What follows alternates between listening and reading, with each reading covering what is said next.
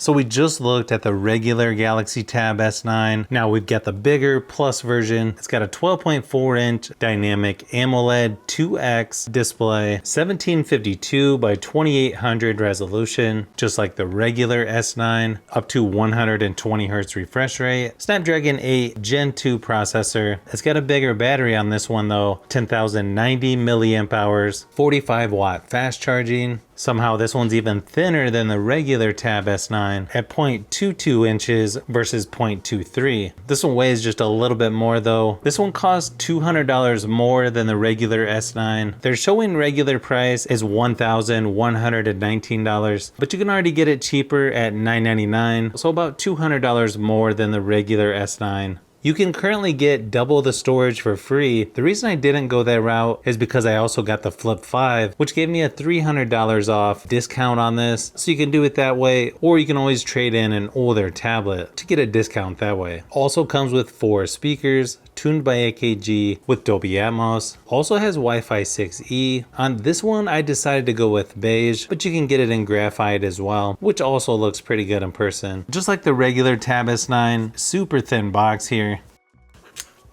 Wow, that feels super thin.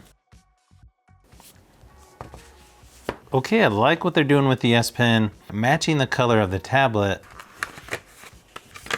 USB-C to USB-C charging cable. Looks like a pretty good length on this one. Unfortunately, you don't get a wall adapter with this. SIM card or micro SD card removal tool. And then of course, quick start guide and terms and conditions. Like I mentioned on the regular Tab S9, the only way I can tell the difference in this one and the older ones is they put the Samsung logo on the flat edge, where on the older ones it was on the rounded part. Okay, so when they say beige, they actually mean silver. Now the S Pen looks a little more beige than the tablet itself. Also, don't forget to take off those little stickers on the edge. Not really sure if those are necessary. You can see the dual camera setup there in the back. Again, very similar to what you see on some of the S23 series phones. Power and volume buttons are there on the right hand side. You get your 2 speakers on each side, USB-C charging port on the bottom or the right hand side, depending on how you're holding it. Of course, the pogo pins on the bottom for the keyboard attachment. Fairly slim bezels all the way around. You can see the front facing camera there on the long edge. Design on this one feels very similar to the S8 Plus. As far as size goes, looks pretty much identical to the S8 Plus. Really the only difference is going to be the camera setup. To me it looks like either the magnet's a little stronger for the S Pen, or it's just a matter of using different materials. Doesn't feel quite as loose as the S8 Plus. When setting up, you've got face recognition, fingerprint, PIN, password, and pattern. You'll notice when doing the fingerprint scanner, it sort of moves around the screen now. I don't know if this is something they're doing with all Android stuff moving forward, but that's a pretty good idea.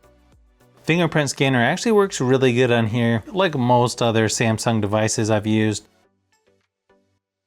Of course, you've got the option of dark or light theme. If you're not familiar with Galaxy tablets, it also has some tips and tricks here. It's got about 18 different things you can try on here, so you get familiar with the software. Looks like the same wallpaper options as the regular S9. You have the option of Google Discover and Samsung Free left of the home screen. If you're wondering the size difference between the regular S9 and the Plus version, here they are next to each other. Probably not quite as noticeable when they're vertical, but definitely quite a bit different when holding them landscape. If you're worried about fingerprints, the graphite definitely shows fingerprints a little more than beige. The software in here is going to be pretty much identical as the regular S9, just a little bit larger. You'll also notice you can charge the S Pen facing either direction now. Also shows you some of the S Pen features down here, like Smart Select, Translate, S Pen to text, and you've also got Air Actions as well.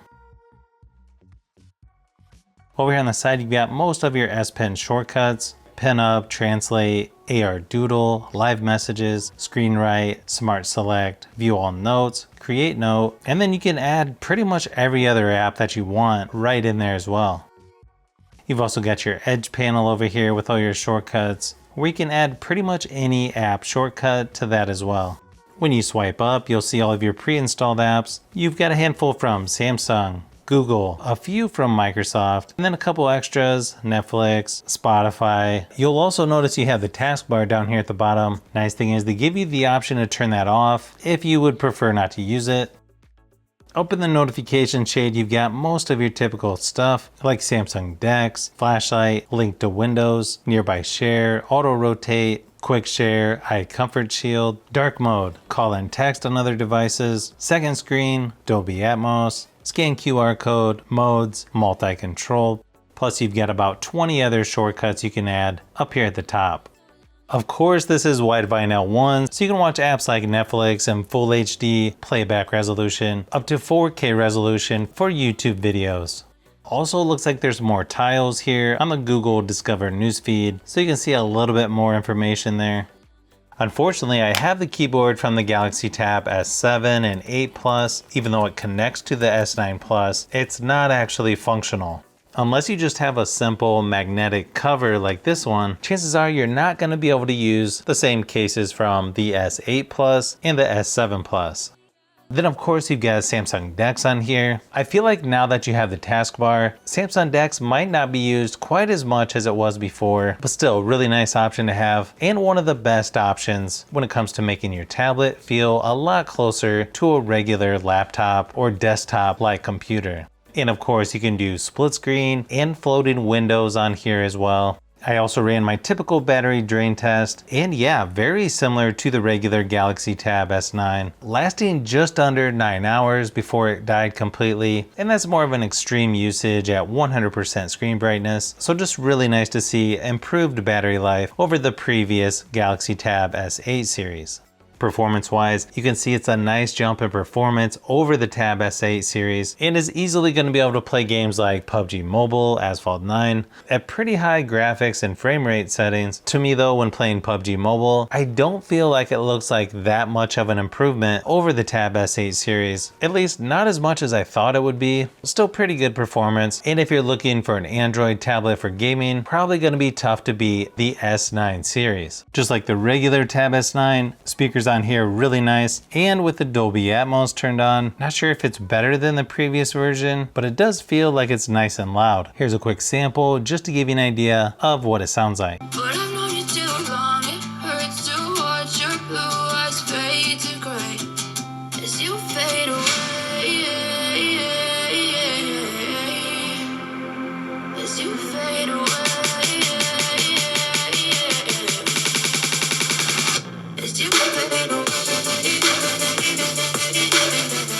This one you get two cameras on the back, a 13 megapixel wide and 8 megapixel ultra wide. Then you've got a 12 megapixel ultra wide on the front. It's going to shoot video up to 4K, 30 frames per second. And that's on the front and the back. Inside the camera app, you've got portrait, photo, video, and then you have pro video, single take, night, food, panorama, hyperlapse, and portrait video, plus Bixby Vision and AR Zone. I can't imagine someone taking this large of a tablet and using for photos and video, but you might want to use this for Zoom meetings, video conference calls, that kind of stuff.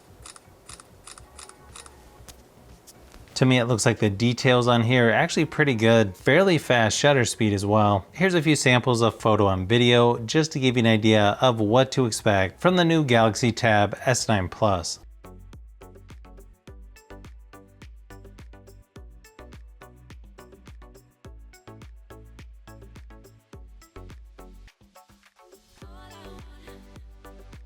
Not sure if you can tell from these photo and video samples. I feel like they're just okay. Definitely not flagship phone level quality. Still not bad for tablets. I think most people could still use these for Zoom meetings, video conference calls, those types of things. But obviously if you want better quality for photos, you'll just want to grab your cell phone. I've got a lot more Samsung videos that I'm working on. We've got their new classic watch. We've got the new Flip 5 coming. And of course, a lot more tablet comparisons. So you'll want to look out for those upcoming videos.